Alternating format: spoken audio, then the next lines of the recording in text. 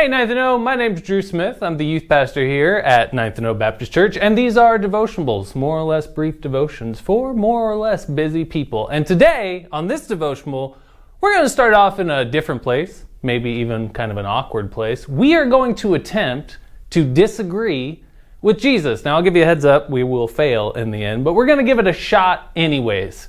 So in the Gospel of Mark, chapter 7, towards the end of this section where Jesus is having a dispute with the Pharisees, he makes a statement. And the statement comes in verses 20 through 23. And for the sake of time, because these are more or less brief devotionals, I'm not going to read that for you, but I will give you the gist of it. Jesus argues that you are virtuous and holy in your heart only if you live a virtuous and holy life. And in fact, I think he even argues that runs both ways. That if you live a virtuous and holy life, you are a person with a virtuous and holy heart. But having said that, we might then object to Jesus. Well, Jesus, what about those Pharisees and legalists? What about those people that think they can earn God's favor just by keeping a long list of do's and don'ts, and if they do them really well, then God's going to love them even more? What about those people? Well, funny enough, that is the exact issue Jesus is addressing in this section. The Pharisees, who were these people that for decades, for dozens and dozens of years, had built up this really long and complex list of do's and don'ts, with the idea being that if they kept them all, God loved them more. Look at the disciples of Jesus and say, you know what? You don't do what we do, therefore you can't be as holy as we are. And in verses 8 and following, Jesus turns and rebukes them. But what is notable about his rebuke is Jesus doesn't rebuke the Pharisees because of their heart. He actually rebukes them because of their actions. He challenges them that even though they say they are living a holy lifestyle, in actuality they are failing.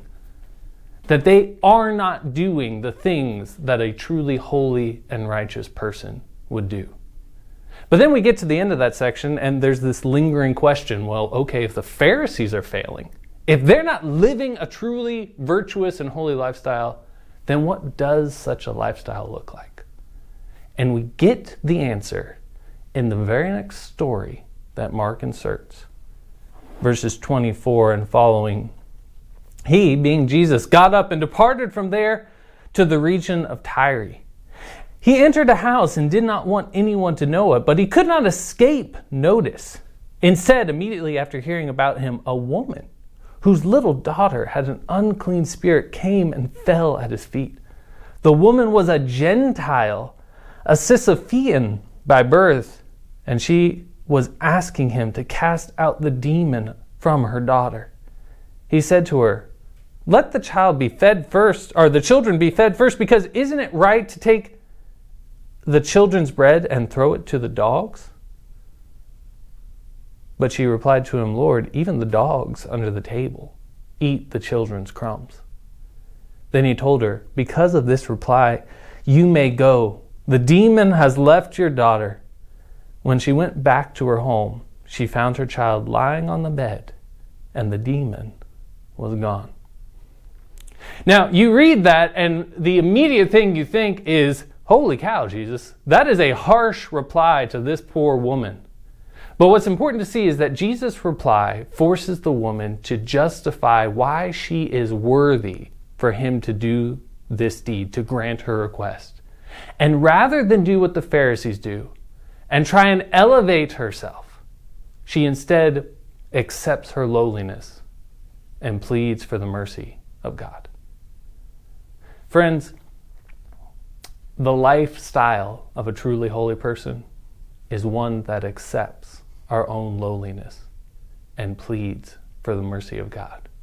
So the challenge for you and the challenge for me is that on our journey of holiness, can we live in a world where it's true that we are the dogs and not the children, and that our worth comes not from what we earn, but from what is given by a merciful Savior.